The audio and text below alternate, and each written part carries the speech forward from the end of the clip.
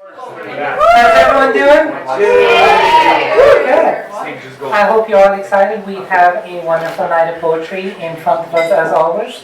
We have the wonderful Jessica Browne here with us tonight.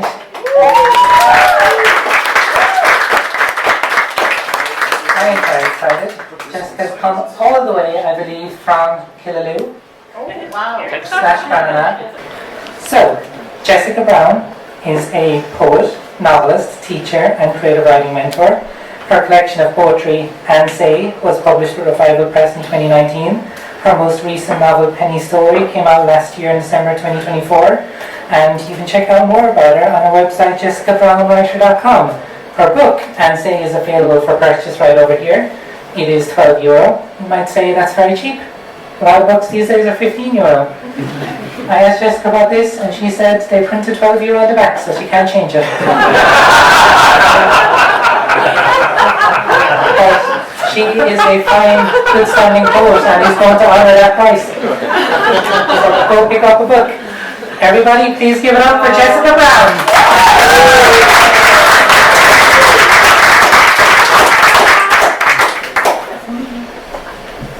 Paintings of the West. It seems to me that in most of us, there lies buried down in body's hinterland a kind of mythic unrest, like paintings of the West. Perhaps we've tried to make it nice, twirled it out in filigree, an apple leaf left on for interest. But at the odd time, it will come alive, tangles, strangles.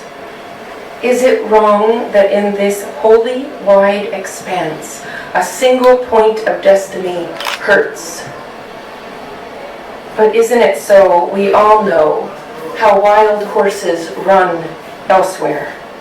A word, a wind, a chord, a glance, ashy coals thought dead, bloom red. I see it in paintings of the West.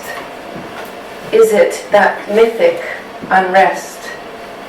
In the eyes of those who have learned they must work with their hands. And it stirs in me, of course. Of course it courses through these blue veins, blue as the hovering sky in winter dusk, causing me so much trouble. Even in the broadsheet of day, there lurks that otherwise forest. In wide open lands, a body's always looking to the horizon.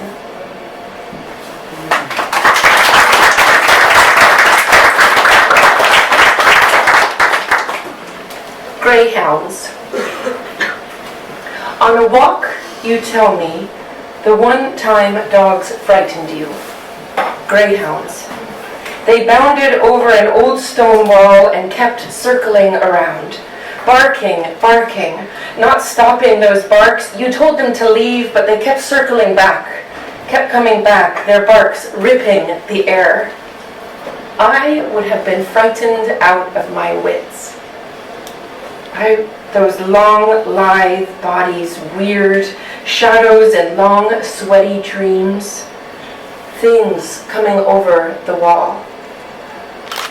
To keep circling back, keep coming back. Things keep circling around, keep coming back. We are haunted, I know this. But why doesn't such knowledge beget the pity we need? Or the how to draw it in? Doors, wreaths, windowsills, arms, breadth, bread. Water, salt, wine, sugar. Pity will take the low forms of familiar shapes. Try to save us from terror's making. There's bark, but there's also broth, the slow simmer of gentleness.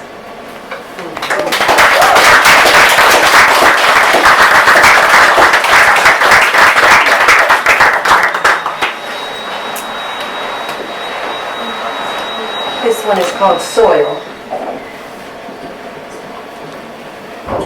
A dark pool resides within. I draw out tar.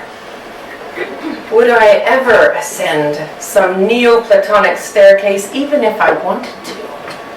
I keep sinking back down to the insects, to the blue bottle flies and the green sorrel beetle. Is it sinking down, or gathering close to the root, the soil that makes green things grow?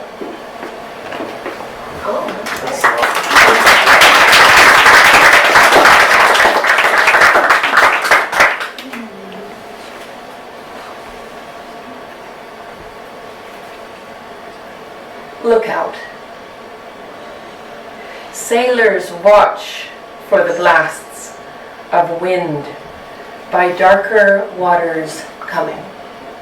Navy purple cuts across the blue, forces of night anger. Gales push into the most pleasant Sundays, rising in smooth waters, a shale gray line of furled up unfurling. How the mind can learn to weave, receive its own disquiet. Waters swallow, of waves riot.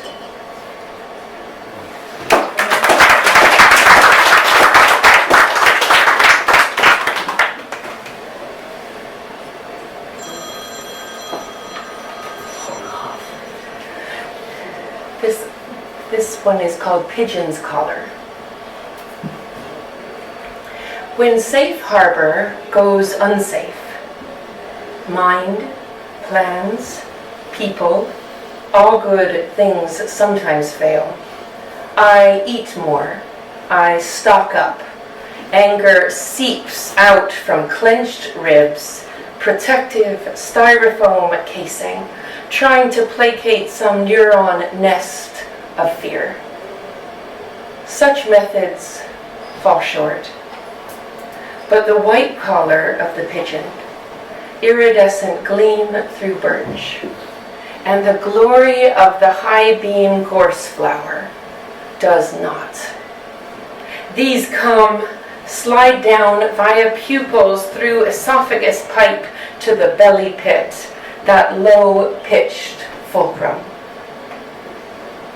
Beheld, holds, gathers to itself whatever's heaved, bereaved, surrounds with color the bleak, and to my gait, stiff with fear, a longer stride.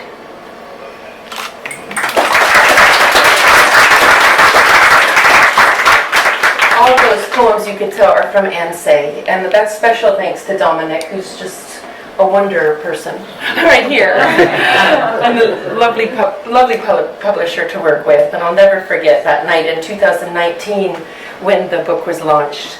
I'll read some new poems. This one was written, it was on New Year's Day, I think after the long stretch of one of the lockdowns. We went to Stonehenge.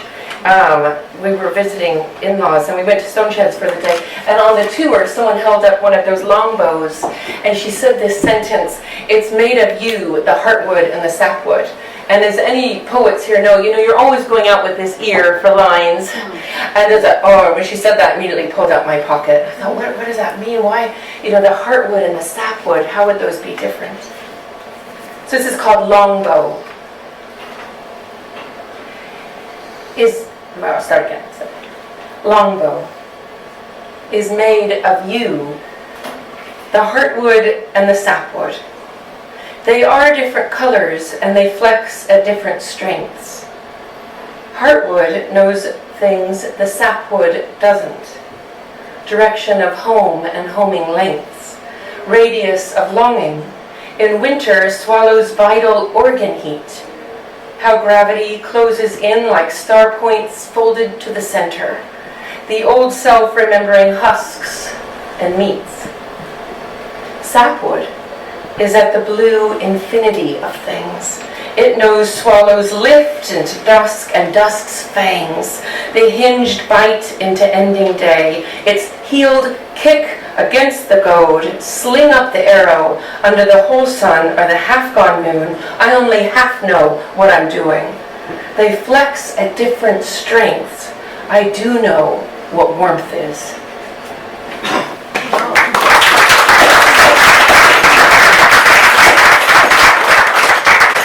There's a wonderful bookshop in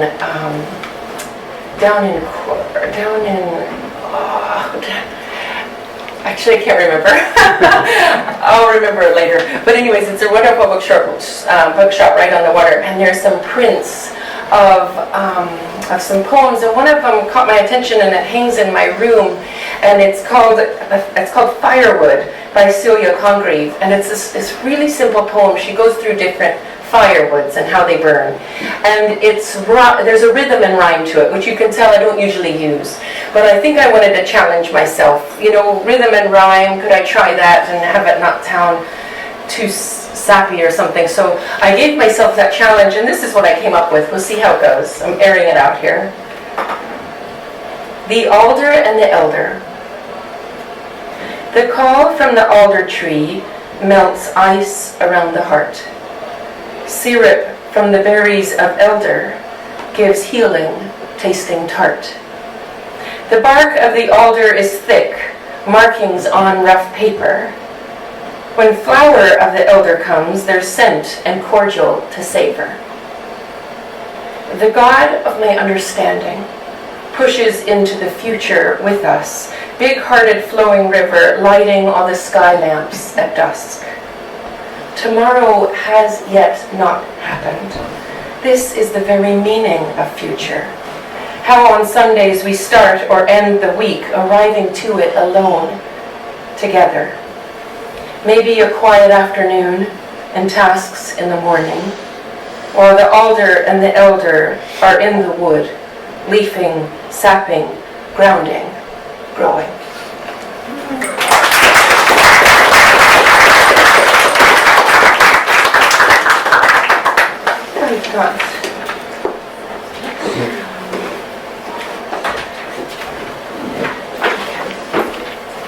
On December, it's very special that my mom is here from Houston.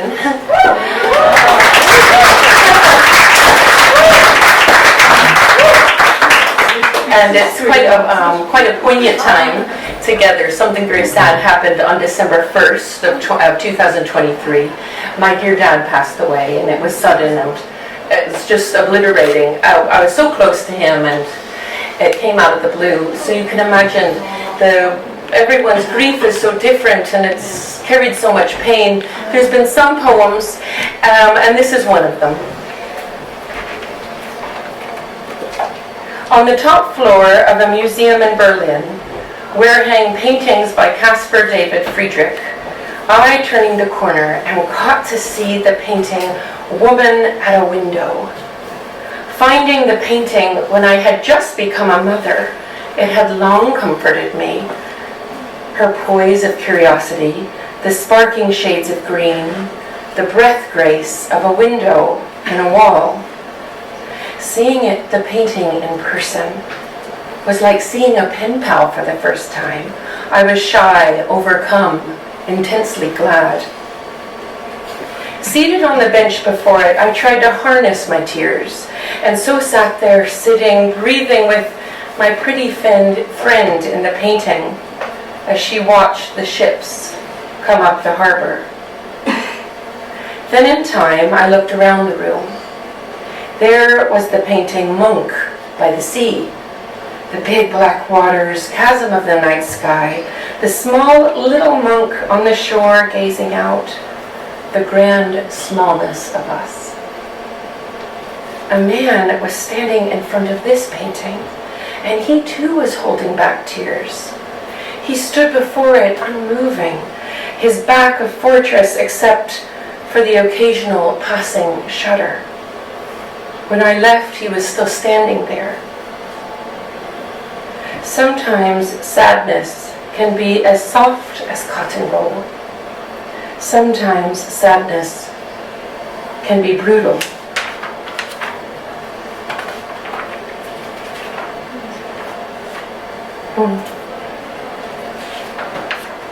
Sorry, this is why it's better to have a book.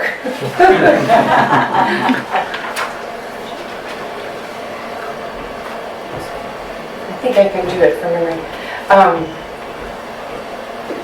Sometimes acceptance brings peace, and sometimes acceptance means taking the basket of grief.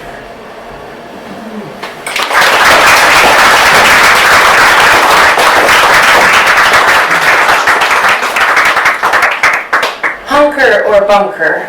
Is it hunker down or bunker down? A storm is coming and I keep saying both, unsure and trying them out to see which sounds correct. My friends get told to do both. Hunker, bunch your shoulders up and crouch down in the reeds, let the hunter pass.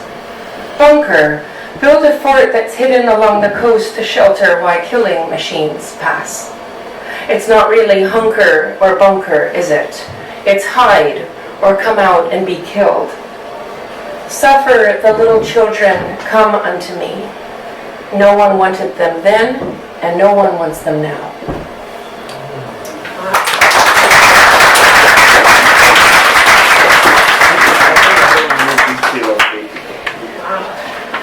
I've got 3 poems left. I don't have many poems written in Limerick, but this is one of them. Lights along the Shannon.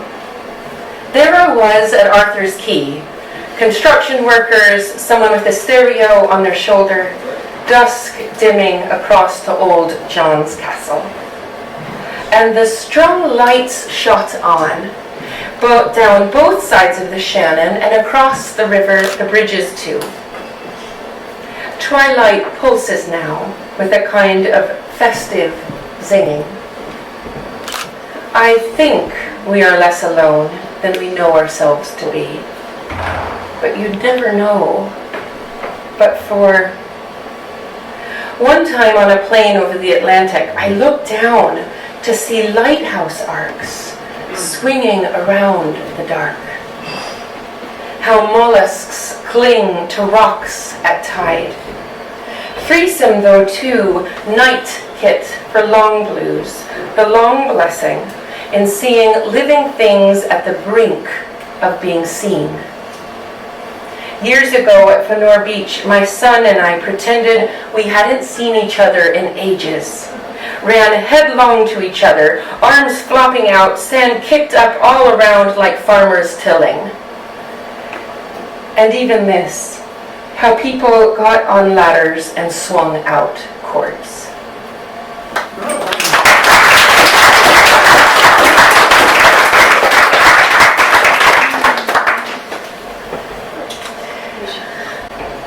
I suppose most people here would know Kenny's bookstore just outside Galway. Yeah, it's a great find. So this has to do with the moment of standing. The title is Standing in the Poetry Section of Kenny's.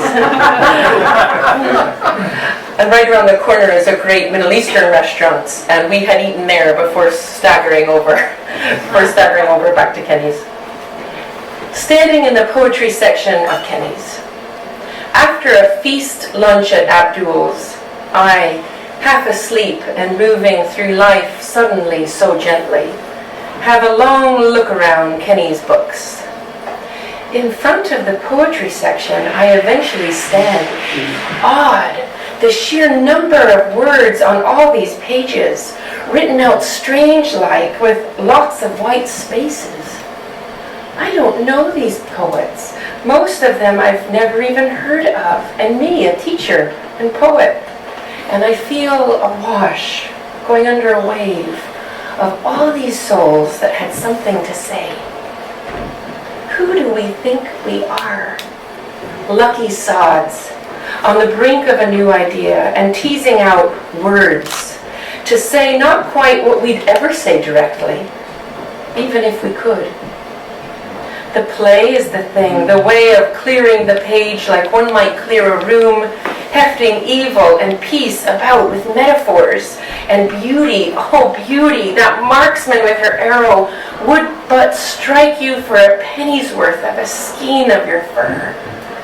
Culling our lived lives for a whiff of you, stretching what we hope you'd like in black threads on the white linen of a longed-for thought. Lucky, lucky, lucky.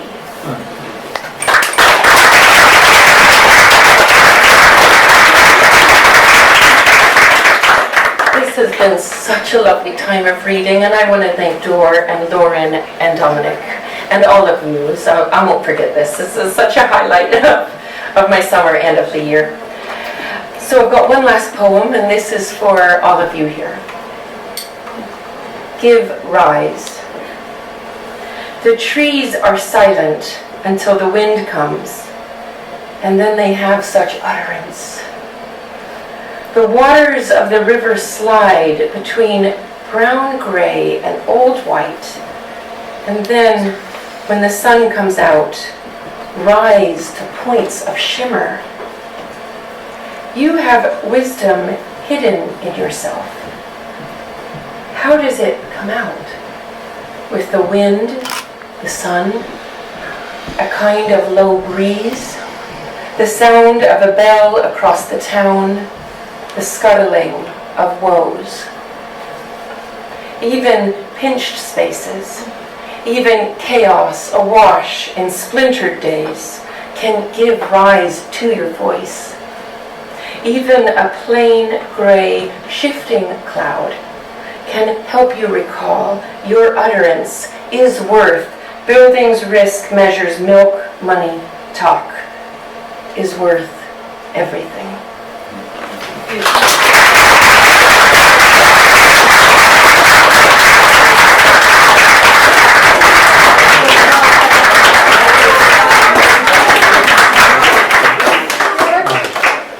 Give it up one more time for Jessica.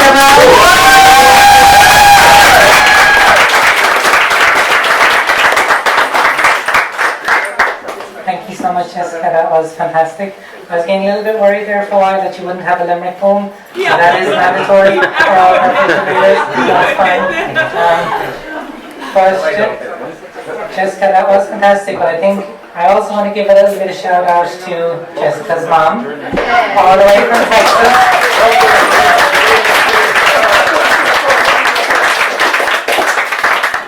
My 30-minute drive here feels very small in comparison.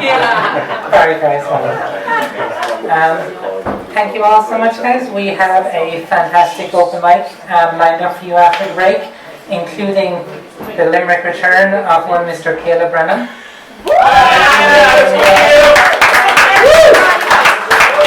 Come on, Caleb. Big fan. We're excited, Caleb. We're excited. We have featured readers from the past. We have Miss Cora Peters. We have Zach. We have a fantastic group of poets for you all. So Jessica's book is over there. She will honour the €12. Go buy a copy. Go get a drink for yourselves, guys. We'll see you in 5 minutes. Thank you very much.